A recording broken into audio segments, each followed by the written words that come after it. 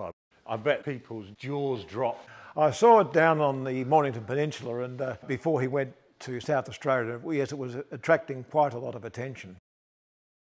Well, welcome to a new Dave's Workshop Tours video, the third in this series of visits to the Derby Works, and the second of our tours of the storage and holding area by Greg. And what a car to start on. A Silver Ghost Ute. Right. Who'd have thought? Tell me about the pickup, the Ute. Yes, I've known the car since 1969. Right. And it used to live in Domain Road, South Yarra, on the corner of Domain Road and Avoca Street, in a tumble-down garage where the creepers had grown so long down from the roof that they completely obscured the car from view, even though the garage door was open. And it was owned by a wonderful gentleman known as Patrick Kane White. When he bought the car, it was precisely as you see it today in terms of the fact that it used to be a fabulous Silver Ghost tourer, but before World War II, a farmer had purchased it, and when he'd finished using it as a tourer, instead of disposing of it, he just cut the rear half of the body off and put a tray on it, and it was used for farm work. Amazing. And that was pretty common in Australia, isn't it? Yes, that's right. These rich farmers. Yes. I've seen it before. Yeah. But the other thing is that this particular owner, Patrick Kane White in South Yarra, also had the most fabulously original 20 horsepower Rolls Royce. Now the 20 horsepower Rolls Royce was the little brother, 7.5 litres, and then the little brother was the 20 horsepower of 3.5 litres. He'd bought the 20 horsepower in 1946, yeah, and it had covered over 500,000 miles. Yeah, I can still hear you. When I first laid eyes on it. Wonderful. Right. And this is owned by one of our customers who lives in Queensland. Ooh. And he keeps it here because Victoria really is the centre of classic and enthusiast motoring activity in Australia. So he retains it down here. Yeah. Ready for use. And in fact, the car's just returned from a week's touring of the Barossa Valley. Oh, did it really? Yeah. Barossa? In South Australia. How did it get out there? Yeah, drove it over to South Australia, drove it back. Oh, really? Yeah. Oh, well, that's the pleasure of, if you like, of what Simon does, is because of the way he looks after these customers' cars, they have no fear at all about getting into the car and driving anywhere in Australia. Yeah. So how many are still in the Ute body in Australia now, and presumably a lot have been converted to body? Most of them have been converted back. Oh, I really want to.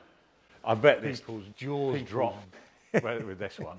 I saw it down on the Mornington Peninsula, and before he went to South Australia, yes, it was attracting quite a lot of attention. Yeah. It's also one of the later Silver Ghosts because you'll notice it's got front wheel brakes fitted from new. Yeah. And that defines it as a Rolls-Royce Silver Ghost manufactured in the last 2 years of production, which were 1924 and 1925.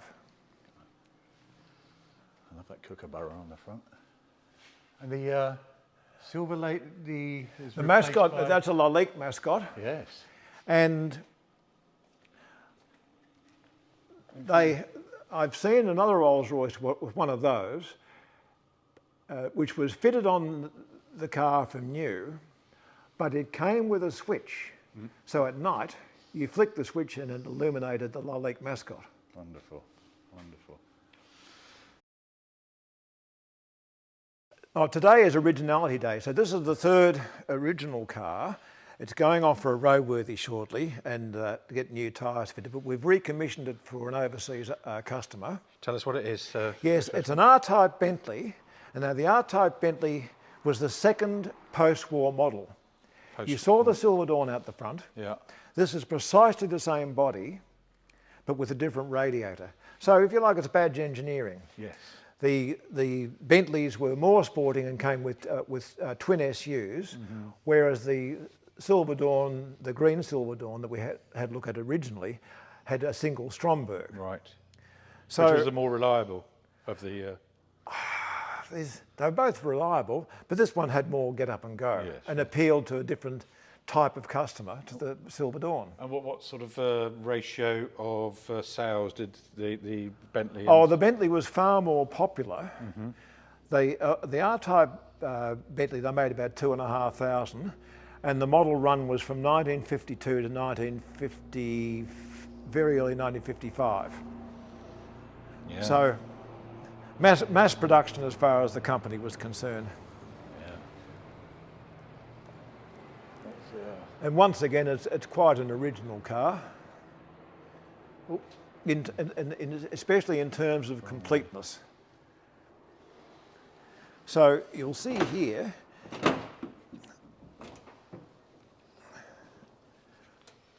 so once again the torch is in place. Yes. All the things that should be here are here. Original washer bottle, twin SUs rather than the single Stromberg of the other car, as I say. And I don't think this one's done a lot of miles either. And it's just been sitting in the owner's possession for many years. And he's an expat Aussie, but he's asked us to recommission the car. Sorry, you say again, it's been sent to you from... No, it's a South Australian car, delivered there. Okay. It's not as original as anything else that you've seen so far, so you can see quite clearly it's been reupholstered. Yeah. Under here, though, are the original mats. Oh, yeah. The carpets are certainly original. This was the first automatic model. And by today's standards, it's a bit agricultural. A good old it was certainly different in terms of driver involvement. Automatic, gearbox, automatic choke. That's strange that they would put it on the more sporting car. They actually stopped. You had to. It was a standard fitting. You had to specify a manual gearbox if you wanted. So that was part of the sales drive. We're giving you a new shape. See, here it's actually quite handy because here are the two bodies. This was the first post-war model here. Now note how the rear of the car is completely different. See how it's much shorter at the rear? Short, yeah. And it's got wheel spats. Whereas this is, see how the boot's drawn out longer? Yeah. It's got a much more drawn out boot and a lower profile, so there's no wheel spats. Sorry, which one's the later one? So this is the later of the two. That was the very first complete car made by Rolls-Royce. And remember I said to you, there's a number of features in this Mark 6 Bentley here, which was first produced by the company as a complete car in 1946. But if you look inside that, you'll find there's a number of those features which you saw in the window of the car. Right. The rear blind, the two vanity units, the companions in the back that are illuminated with frosted glass, they're all present as well. So it was produced in direct competition to the coach-built cars after World War II. Sure. And this is when, sorry, that's what killed obviously the coach builders. Yes. They bringing the bodies you can walk in. So they bought, who did they bought at that point? They bought Park Ward. They bought Park Ward before World War II, but you see, that meant you could buy this off the showroom floor. Yeah. You didn't have to wait umpteen months that you would have had to have made because the coach builder wasn't going to make your car until you asked for it. Yeah. So it shortened the wait period by 6 months when you could buy that straight off the floor as opposed to buying the chassis, sending it to the coach builder, discussing design and specifications, etc. Did they build anything in Derby, the factory? Oh yes. Or body? Not at Derby, at Crewe. No, it went to Crewe. Yes. Yeah, by that point. Yeah. Yes, that's right. So this was manufactured at Crewe, but when you consider that there was no paint department, no trim department, it was an exercise of the utmost difficulty in, first of all, starting these departments from a standing start in World War II, and then engaging craftsmen of the Rolls-Royce standard. Right. Because they had to So they didn't compete. pull everybody up from London from Park Ford then? Do you not think? Did they have to relocate? That I don't know, because they still own Park Ward at this stage. Yeah. But did Park Ward shut down in London? No, it didn't. Ah. No, Park Ward was still making special bodies. Yeah. And the Corniche range that you're familiar with was all manufactured by Mulliner Park Ward, because they also then purchased H.J. Mulliner. So that was a wholly owned Rolls-Royce subsidiary. Yeah.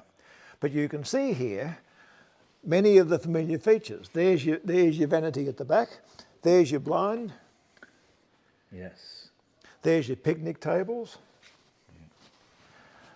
There's your footrests.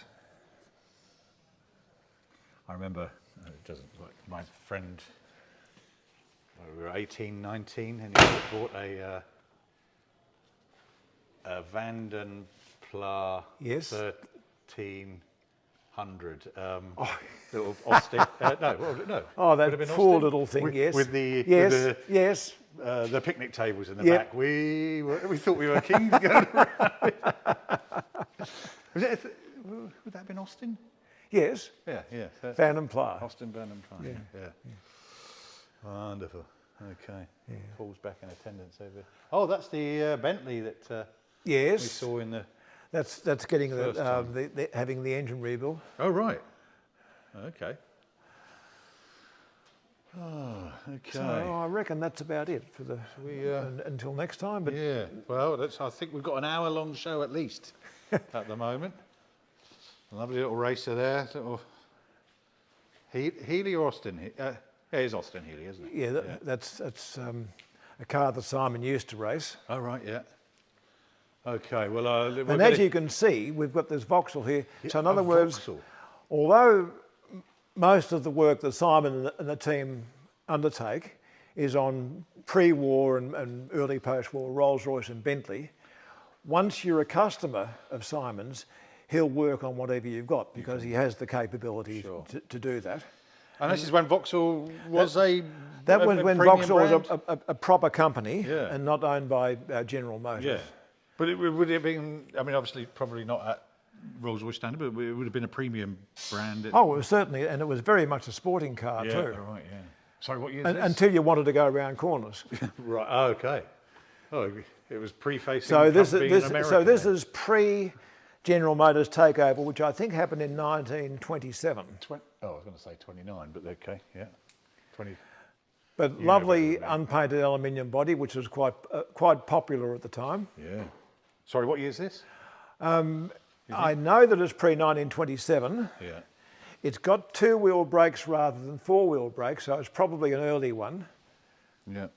So I would say that the fact that it's only got two-wheel brakes makes it early 1920s rather than mid.